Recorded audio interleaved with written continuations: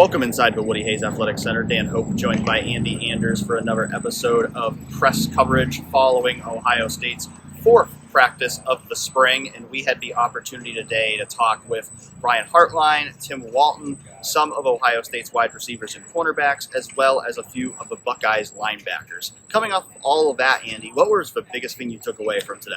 I think it was Brian Hartline was the first person we talked to, and someone asked him about how, in past years before, when Ohio State's cornerback room wasn't as strong as it is now, it seemed like, his receivers in practice every day were, Jim Knowles had talked previously about how it was tough to evaluate the corners because of how dominant Ohio State's receivers were and how far behind that room was relative to the receivers. And so today, when someone asked about if that's still the case, he said no, of course, and he said it's very different now, right?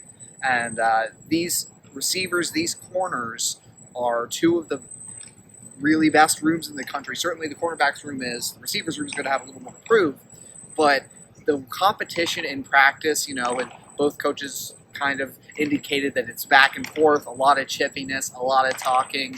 These are two groups that are bringing the best out of each other. And I think the depth of talent and the pieces that are there, even if they're young in some instances, is what really stands out, especially when you're talking about Carnell Tate and Brandon Inniss, two of the people we talked to today, and how competitive they've been.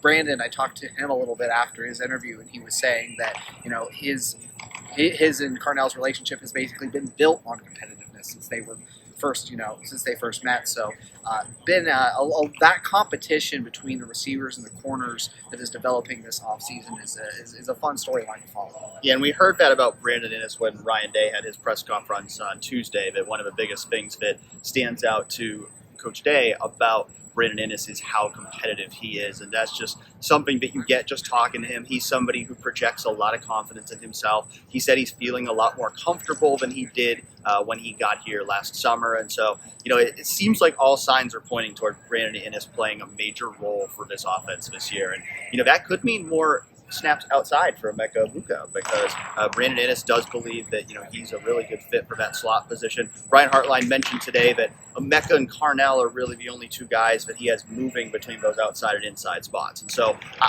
I see it, I think you probably see it this way too, that it's probably going to be kind of a four-man rotation at that receiver spot primarily, with Emeka and Carnell both having the flexibility to move and play both outside and inside, while Brandon can also play inside and Jeremiah Smith can also play outside. And we'll see if a Jaden Ballard or a Bryson Rogers, both of those guys we talked to today, or even a Mylan Graham coming in the summer, if somebody else can break into that rotation. But, it feels like Brandon is doing what he needs to do right now to really kind of establish himself there. Jeremiah maybe still has a little more ways to go because he's a true freshman, but still, the way everybody talks about him, you can tell Brian Hartline and all of his teammates are very impressed by him. Yeah, it was funny hearing Brian Hartline talk about him today, too, because Brian said he'll do amazing things, amazingly technical things as a receiver, and not even realize what he did. Like, he'll go over to Jeremiah after he makes some spectacular catch by using some technique, and he'll be like, do you even realize why that worked, why you did that? And he's like, no. So it's funny to hear how far ahead he is of the curve that freshmen normally are. He's still learning football in Brian Hartline's terms. He's still got a lot to learn. But I think that it's definitely, we've talked about it over and over again, definitely someone you expect to get there by this fall, given where he is on his trajectory. Flipping sides to this cornerback group, Jermaine Matthews is a player that showed a lot in his limited participation as a freshman, filling in for Denzel Burke when he was injured, getting that, in that big moment against Penn State, some other things he did down the stretch of that season. But when Ohio State's cornerbacks were healthy last year, it still mainly was those three guys, Denzel Burke, Jordan Hancock, Davis Nigbenos, and they really didn't come off the field much. And so my big question going into today was, is there a plan to get Jermaine playing time that doesn't involve, having to replace one of those guys? And Tim Walton seemed to have kind of an inkling of that. Jermaine has been working at the nickel spot. He's been moving around the defense and playing all three of those cornerback roles. what Tim said is that they need to find a way to get him on the field. You hear coaches say that. Does it always come to fruition? No. But it is telling that he referred to Jermaine as having that it factor. They are very high on where Jermaine is right now, and I think he's a guy that might command playing time just based on what we saw from him last year, what we know his potential is, and what the coaches are saying about it. And Lorenzo Styles said the same thing. He's been practicing both outside and at nickel. So they're doing a lot of cross-training with guys this spring, getting guys reps, trying to build their depth at both that outside corner spot and at that nickel spot. A couple other guys who have been moving around between positions are Sonny Styles and C.J. Hicks. Both of them said today that they've not only been practicing at that will linebacker spot, but they've also been playing that Sam spot. And so it does seem, we talked to Jim Knowles about this a couple weeks ago as well, it does seem like there's a plan to use some 4-3 packages in the defense this year, and that's going to be a way to get Sonny and C.J. both on the field together. And so we'll see how that competition to be the starting will linebacker ultimately plays out. But both of those guys seem to have some expectation that there are going to be situations where they're both on the field together. Yeah, and I think, that those packages make a lot of sense against teams that might run 12 personnel like a Michigan, So there's a lot of that makes sense. I think Sonny right now, he looks bulked up. He looks ready for this transition, and we've talked about it before. I think linebacker was always his best position. People said even coming out of high school, he's going to be a linebacker someday. He had some breakdowns in space playing that deep safety role last year when he was called upon to play bandit, and I think his best work came near the line of scrimmage, where he can use his physicality, his athleticism to make plays around the ball. And really, he talked it's going to be a little different now because he's going to have a little more interior responsibilities, filling A gaps, B gaps, for in layman's terms, that's between the center and guard, and then between the guard and tackle, A gap, B gap. And how that's going to be, a big part of the transition for him and adjusting to this new role, potentially being the will linebacker or the Sam linebacker. But I'm excited to see him in that because I think it is the best fit for his skill set. And Sonny Styles is still a ridiculously talented football player, in case you didn't know.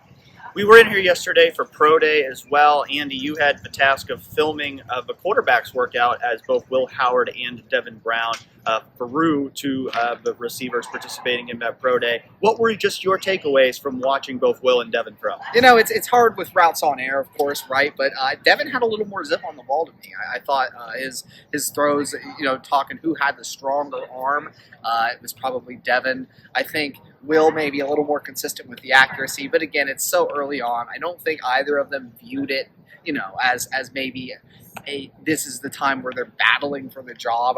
We talked to Will afterward, and he said, "Yeah, we were just going out there having fun, But I think what I could take away from again routes on air, Devin's arm. I feel like his arm's gotten stronger every year that he's been here. When he first came in as a freshman, I thought a lot of his deep balls, they had more arc to them than they do now. So that's something that's interesting to me because, sometimes we don't always think of quarterback arm strength as something that develops a lot over time. But I feel like Devin's arm has gotten stronger. This quarterback competition feels more real every day to me. One thing that also really struck me is there's only a select few current players who got to participate in the Pro Day workout alongside the NFL draft prospects. Will and Devin were obvious choices because they needed a quarterback to throw the ball to Cade Stover, Xavier Johnson. Jack Sawyer, JT Tuimoloau went through the defensive line workout. They were pretty obvious choices. Those are guys who both could have been early round picks most likely if they entered the draft this year, instead coming back for another year at Ohio State. But, makes sense to give both of them those reps in front of the NFL scouts. The guy who surprised me a little bit that we saw up there was G. Scott Jr., but that came on the heels of a Tuesday press conference where Ryan Day was very complimentary of G. Scott Jr. and the growth that he's made this spring. And so you put those two things together, the fact that G was chosen to be one of the players to get to go through a workout on Pro Day, that suggests that they really like what they're seeing from G and that there's some real momentum there for G to play a major role in this offense this year. Yeah, his leadership has been talked about a lot this offseason. His development has been talked about a lot this offseason.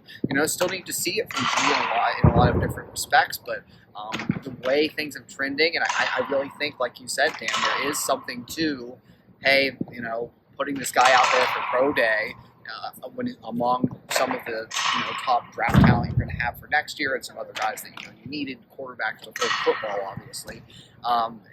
It does speak a little. I think there was a little bit of intent there to say, hey, this is a guy we believe in for this year, and maybe it's time, as we've been saying, to invest, buy a little stock in G. Scott Jr.